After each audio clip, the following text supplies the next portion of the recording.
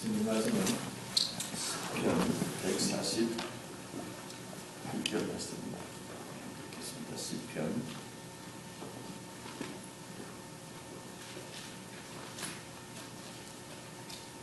148편입니다.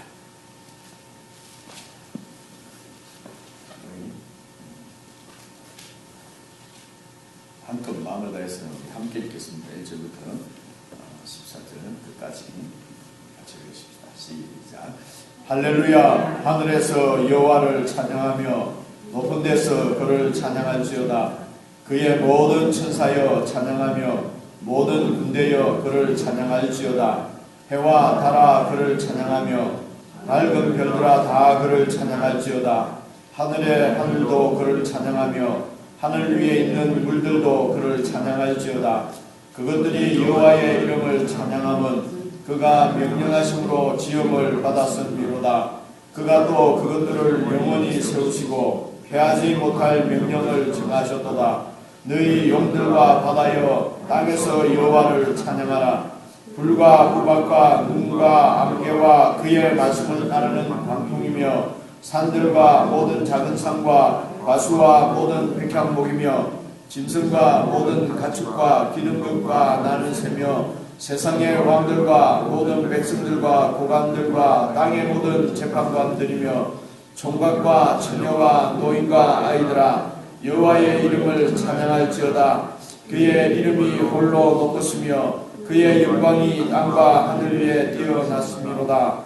그가 그의 백성의 뿔을 높이셨으니 그는 모든 성도 곧 그를 가까이하는 백성 이스라엘 자손의 찬양받을 이시로다. 할렐루야. 시편 말씀은 여러분들 잘 아시는 대로 시기 때문에 이렇게 좀 시로서 느끼고 또 시로서 이렇게 감동을 받고 이제 그러면 좋겠습니다. 그렇게 해야 되는데 왜 이런 말씀 드리느냐 하면은 이제 제가 말씀을 좀 이렇게 잘 이해하려고 다른 말로 이 시를 쓰신 성분이 하나님과의 관계 가운데서 이 시를 이렇게 마음에 감동 오는 대로 시를 썼지 않겠습니까? 그러면 그 시편의 저자, 시편의 기자가 그 시인이 마음에 하나님에 대해서 어떤 마음을 가지고 있었기 때문에 이제 이런 시가 이렇게 나왔을까? 이제 그 생각을 하면은 그 하나님을 향한 시인의 마음을 좀 같이 가질 수 있지 않을까? 그러면서 그런 마음을 가지고 이 시편을 이렇게 읽으니까 제가 또 이렇게 분석을 하게 되는 거예요. 분석을 하면서 제가 웃어서 이게 시인데 또 이 시를 이해한다고 또 이렇게 분석을 하는구나. 제가 이제 그런 마음이 들었어요. 근데 우리 학교에서 시 공부할 때도 일단 시는 분석을 하지요. 안 하는가? 그냥 시만 쫙 읽고 감동이다 이러고 느낍니까? 이게 시인이잖아요. 참 이 정도면 어떻게 되는 거예요? 그래서 이렇게 분석을 해야 되나 시를 이제 이런 생각을 하게 되는데 어쨌든 이 시인이 하나님 앞에 어떤 마음을 가지고 이제 이렇게 시를 썼는가 이제 이런 부분들을 좀 같이 한번 생각해 보십시다. 그러면은 우리들도 이런 주님을 향한 좋은 시를 쓸 수 있지 않을까 이런 생각도 듭니다. 근데 우선 이 시의 내용을 좀 이해하기 위해서 제가 본 것은 한 두 군데를 이렇게 나누어서 보면은 좋을 것 같다는 생각입니다. 1절을 보시면은 할렐루야 그리고 하늘에서 여호와를 찬양한다 이렇게 되어 있지 않습니까? 하늘에서 여호와를 찬양하라. 그리고 그 밑에 내려오면 7절에 보시면은요 너희 용들과 바다여 땅에서 여호와를 찬양하라. 그러니까 하늘에서 여호와를 찬양하는 부분하고 7절에 땅에서 여호와를 찬양하라. 그래서 여기에 하늘에서 땅에서 하는 것은 내가 하늘에서 찬양한다 내가 땅에서 찬양한다는 거 보이지 않고 하늘에 있는 모든 것들 이렇게 하늘에서 그렇게 여호와를 찬양하라. 그리고 땅에 있는 모든 것들아 여호와를 찬양하라. 지금 이렇게 보여집니다. 그래서 하늘에서 찬양하는 부분, 하늘에 있는 모든 이런 것들이 하나님을 찬양하고 7절부터는 땅에 있는 모든 것들이 여호와를 찬양하는 것이 마땅하다. 지금 시편 저자가 지금 그렇게 이 얘기를 하고 있습니다. 2절서부터 보면은 이 하늘에서 여호와를 찬양해야 될 대상들이 2절 보시면은 천사가 나옵니다. 먼저 그죠? 천사가 나오고 그리고 모든 군대여 천사여 찬양하며 모든 군대여 그를 하니까 이 천사나 모든 군대는 지금 두 번 표현하고 있는 것입니다. 그러니까 하늘의 군대인 천사들이 여호와를 찬양하라. 지금 이렇게 말씀을 하고 3절에 보니까 해와 달 그리고 밝은 별들도 여호와 하나님을 찬양하고 4절에 보니까 하늘의 하늘도 그를 찬양하며 하늘 위에 있는 물들도 그를 찬양할지어다. 이것은 통틀어서 하늘을 얘기하는 것입니다. 고대인들의 표현이 이제 하늘 위에 또 하늘도 있고 아마 이렇게 그래서 1청천, 2청천, 3청천 이렇게 이제 그 표현을 했던 것 같아요. 그리고 하늘 위에 물, 이 말은 왜 궁창 위에 물을 만드시고 그런 말씀이 그 창세기에 나오지 않습니까? 그래서 이제 이 하늘 위에 하늘들, 하늘 위에 물들도 하는 것은 이 하늘을 지금 두고 하는 말씀입니다. 그러니까 이런 모든 것들이 다 하나님을 찬양해야 되는 이유는 뭡니까? 5절에 그것들이 여호와의 이름을 찬양하는 것은 해야 되는 것은 찬양하면 그가 하나님이 명령하심으로 지음을 받았음이로다. 피조물이기 때문에 창조주 하나님을 찬양하라는 것입니다. 그리고 그 모든 그 하늘의 피조물들이 6절에 보니까 하나님이 그것들을 영원히 세우시고 하나님께서 폐하지 못할 명령을 이렇게 정하셨다. 명령, 하나님의 섭리지요. 하나님의 계획이 이것을 우리는 자연 법칙이라고 부르고 뭐 이렇게 표현하는데 하늘에 있는 모든 피조물들이 이렇게 하나님께서 정하신 대로 하나님께서 계획하신 대로 명하신 대로 다 그렇게 자기의 궤도를 두르고 있다는 것입니다. 자기가 있을 자리에 있다는 것이죠. 자, 여기서 지금 우리가 생각해 봐야 될 것이 이것인 것 같습니다. 그 당시에 이 고대인들 이스라엘 하나님을 믿는 이스라엘 백성들뿐만 아니라 옛날에 많은 사람들은 이 천사들을 어떤 신적인 존재로 생각하고 이렇게 경배를 했던 것이죠. 천사들. 그리고 또 많은 고대인들은 이런 하늘에 있는 이 해, 달, 별 이런 것들도 너무 우리로부터 멀리 떨어져 있고 그리고 또 위대하잖아요. 해나 달이나 별들이 아주 경외감을 줄 만큼 그런 하늘에 있으니까 그래서 고대인들이 그런 것들을 하늘과 하늘 또 별, 달, 해 이런 것들을 신으로 섬겼단 말입니다. 그래서 인간들이 신이라고 생각하는 그런 위대한 그런 존재나 그런 그런 것들이 다 하나님의 피조물이라는 거죠. 그래서 이 말이 무슨 하나님만이 하나님이시고 많은 사람들이 이렇게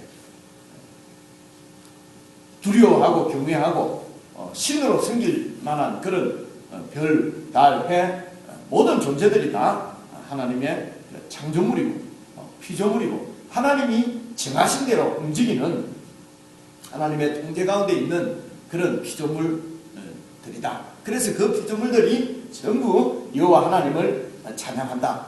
그리스도인이라면은 하나님 나라 백성이라면은 이제 이 사실을 분명하게 알아야 된다는 말씀이죠. 그렇게 해야 이 세상에 하나님 외에 경배를 받을 대상이나 존재가 우리에게 있어서는 안 된다는 것입니다. 하늘에 있는 신이라고 생각되어지는 믿지 않는 사람들이 우상으로 신으로 섬기고 있는 모든 것들도 사실은 하나님이 창조주시고 그것들은 전부 하나님의 피조물들이다.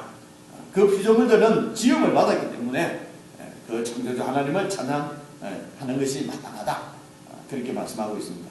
그리고 이제 땅에서 여호와를 찬양해야 된 땅에 있는 존재들은 어떤 것들이 있습니까? 7절 보니까 너희 용들과 바다이와 했는데 이 용은 우리가 방금 얼마 전에 그 시편 계시록 말씀을 이렇게 묵상했어서 용 이러면 또 사탄이 생각나지 않습니까? 그런데 이제 너무 그렇게 그렇게 하면 안 되고요. 이거는 너희 용들과 바다여 했는데 그 영어 성경에는 you great sea creatures 이렇게 되어 있거든요. 그러니까 큰 바다에 있는 창조물들 지금 이렇게 되어 있어요. 그러니까 바다 속에 큰 괴물 표현을 이렇게 그 번역을 어떤 책에는 바다 속에 괴물 뭐 이렇게 번역하고 그러니까 그냥 바다 속에 뭐가 있기는 있는데 눈에 보이지 않으니까 그냥 그게 그래서 용 한 마리가 아니고 용들과 되어 있잖아요. 바다 속에 그런 어떤 뭐 이런 이 괴물들 그래서 또 사람들은 옛날에 우리 이 동양 사람들은 그 바다 속에 용왕신이 있다 그러고 이렇게 신으로 섬기는 눈에 보이지 않으니까 바다 밑에 있으니까 그러면 사람들은 두려움을 갖거든요. 그래서 거기에다가 제사도 지내고 막 이렇게 하는 거 아니겠습니까? 그런 용들과 바다 속에 있는 그런 존재들 그리고 바다도 다 여호와를 찬양해야 될 이유는 뭐냐? 여호와 하나님의 피조물이라는 것입니다. 8절 보니까 불과 우박과 눈과 안개와 그의 말씀을 따르는 광풍 이것도 뭡니까? 이 불은 아마 번개를 얘기하는 것 같아요. 영어 성경에는 lightning and hail 이렇게 되어 있거든요. lightning 그러니까 번개들 우박, 눈, 안개 그리고 광풍 이런 기후 이런 것들도 전부 이 사람이 마음대로 할 수가 없으니까 사람들은 다 신적인 존재로 생각했단 말이죠. 그래서 이제 뭐 기후제도 지내고 그죠? 뭐 번개가 치고 이러면은 두렵고 이런 모든 사람들이 두려움을 갖는 이런 것들이 다 그런 신적인 존재가 아니고 하나님의 말씀을 따라서 이루어지는 그 광풍 그 우리에게 있는 이런 기후들도 하나님 손에 있으니까 가끔씩 요 가면서 생각을 해보니까 야 이거 리자이나이도 토네이도가 오면은 어떻게 될까 이런 생각이 한 번씩 들더라고요. 그러면서 그래도 보험이 들어있으니까 그래도 빼내는 건지지 않겠나. 이 사람들이 말입니다. 그 보험 그게 들어난 이것만 갖고도 좀 약간 또 안심도 하고 그죠. 근데 우리의 정말 영원한 보험 참 보험이라고 말씀드려서 죄송하지만은 그 영원한 안식처가 되시고 피난처가 되시는 그 하나님 안에서의 삶, 그 하나님 우리의 주이신 하나님을 이 몇 푼 안 내는 보험보다도 더 우리가 잘 믿지를 못하고 그런 죄송합니다.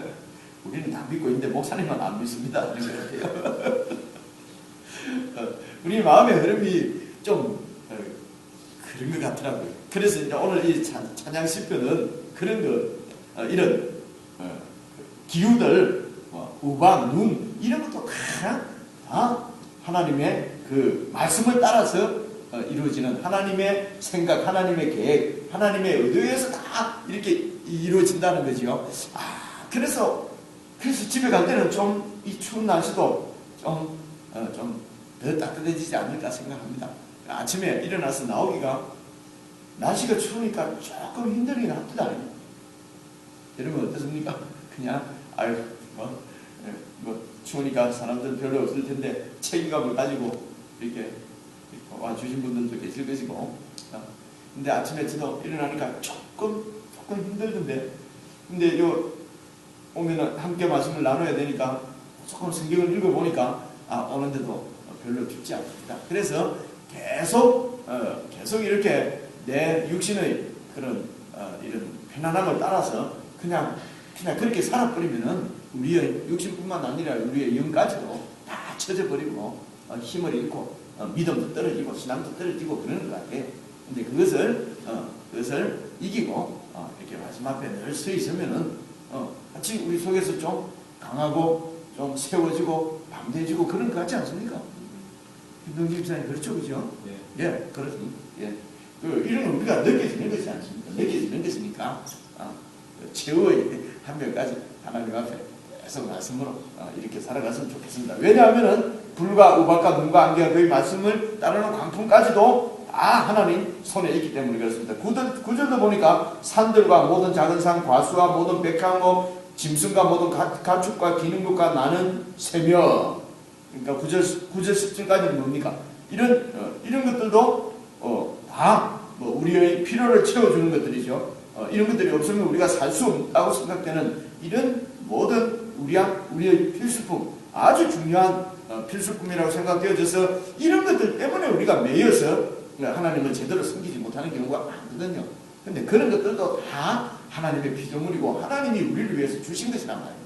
그래서 우리는 그냥 받아 먹으면 되는데 이것을 조금 더 챙기겠다고 그렇게 피곤하고 힘들게 이렇게 피곤하게 힘들게 살지 말고 편안하게 살아라는 말씀이 절대로 아니고요. 게으르게 살아라는 말씀이 아니고 하나님이 우리를 위해서 지금 다 이렇게 준비해놓고 마련해놓은 이 피조물이다. 하나님이 우리를 위해서 준비해놓은 것들이다. 이런 뜻이거든요. 그래서 여기에 매이지 말라는 것입니다. 그냥 하나님 주신 거 먹으면 되는데, 그죠? 그런데 그것을 조금 더 하나님이 안 줄 줄 알고 하나님 피조물이 아니고 내가 챙겨야 될 것처럼 생각해서 붙잡으려고 자기만 그래 살면 되는데 자식들까지도 자꾸 그렇게 교육을 시켜요. 그죠? 안 챙겨놓으면 내가 죽는다. 이게 이렇게 챙겨놓지 않으면 죽는다. 자꾸 이렇게 가르치니까 세상이 이렇게. 그래서 여러분 우리들 자녀들한테는 좀 잘 편안하게 주님 안에서 놀도록 좀 그렇게 가르치면 좋겠어요. 안 되는 공부 자꾸 하라 하지 말고 되는 애들만 하고 그죠?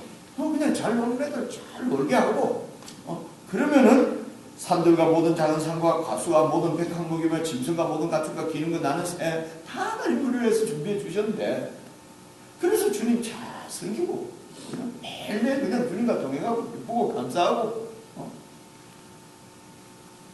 그 먹고 사는 것 때문에 말이지 주일날 하나님 앞에 예배도 못 드리고 새벽기도 한 번도 못 나오고 말이지 그죠? 성경 한 절도 못 읽고 그게 무슨 불행한 삶이지 그게 무슨 행복한 삶입니까? 그러지 않습니까? 앞만 봐도 제일 행복한 분은 김성주 장로님 부부 같아요. 그렇지 않습니까? 그리고 요즘으로 봐서는 김준희 형제 부부도 제일 행복한 것 같고 그렇지 않습니까? 그리고 우리 김성규 사님하고 최 목사도 행복한 것 같아요. 가서 뭔가 선교사에게 뭘 보여야 된다고 그죠? 막 교회 부흥시켜야 된다고 이러면 얼마나 힘들겠습니까? 한 사람의 영혼이 주님 앞에 딱 세워지는 것. 그럼 김동진 집사님 가정도 얼마나 행복합니까? 가족이 이렇게 같이 이거 외에 더 우리가 자꾸 바라고 하면은 그 피조물들이 우상이 되어버린다. 11절입니다. 세상의 왕들과 모든 백성들과 고관들과 땅의 모든 재판관들이며 총각과 처녀와 노인과 아이들아 여호와 이름을 찬양할지어다. 그러니까 고관 대작 지위의 고와 남녀노소 막론하고 다 여호와 하나님을 찬양해야 됩니다. 그의 이름이 홀로 높으시고 그의 영광이 땅과 하늘 위에 뛰어나심이기 때문에. 그러니까 이 하나님의 영광이 하늘과 땅에 뛰어나는 이유가 뭡니까? 우리를 다 창조하신 분이고 우리를 그 말씀으로 그 명령하심으로 우리를 영원히 세우시고 피하지 못할 명령을 이렇게 정하신 분이시기 때문에. 그래서 마태복음에 예수님도 말씀하시는 생명을 주셨는데 그 생명 목숨을 유지할 음식을 안 주겠냐?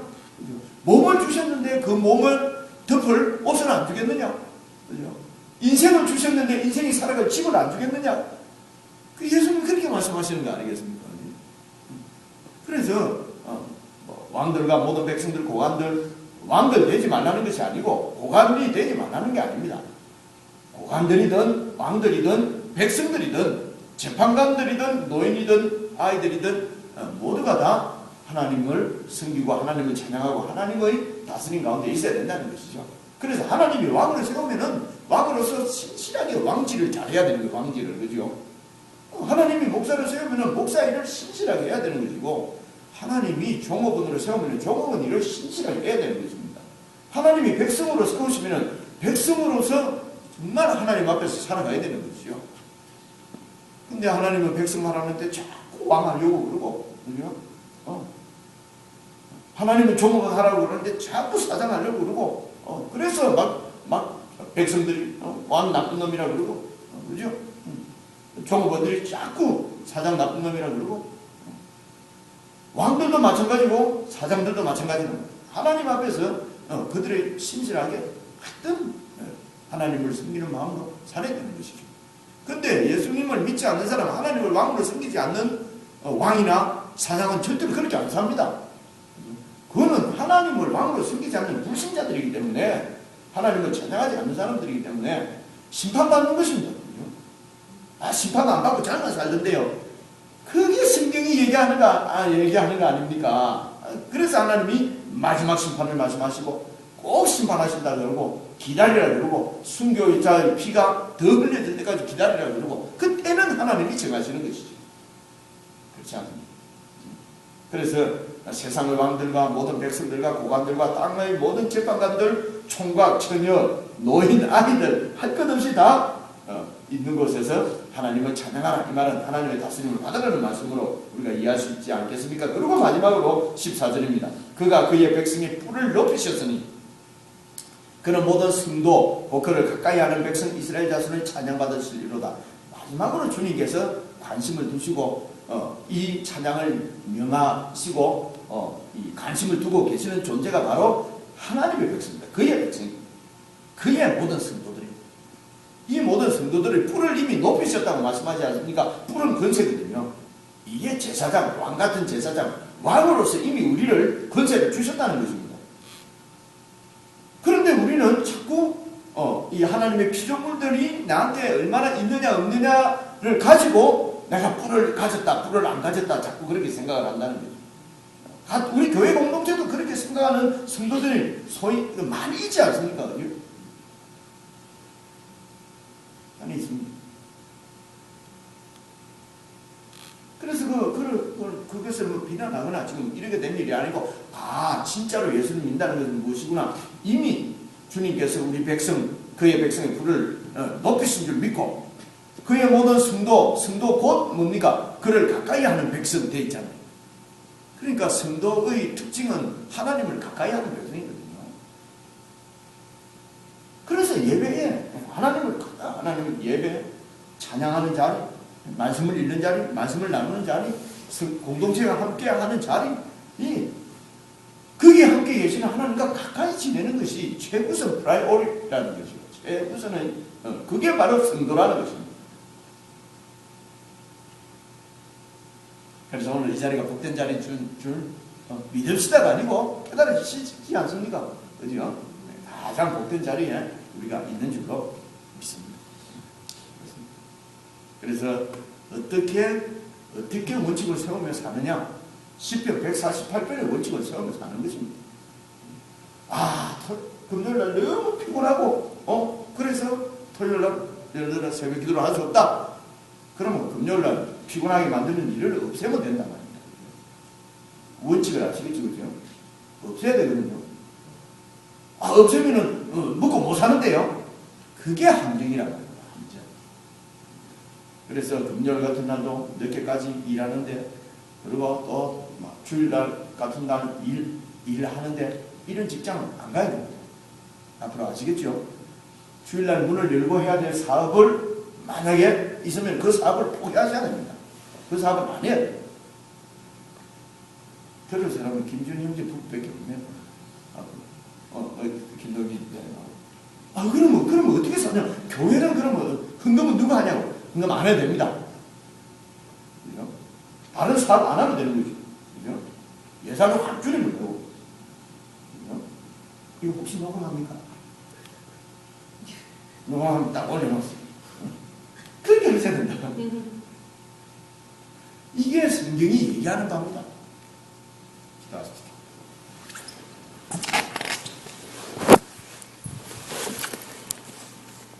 하시면서 같이 읽겠습니다.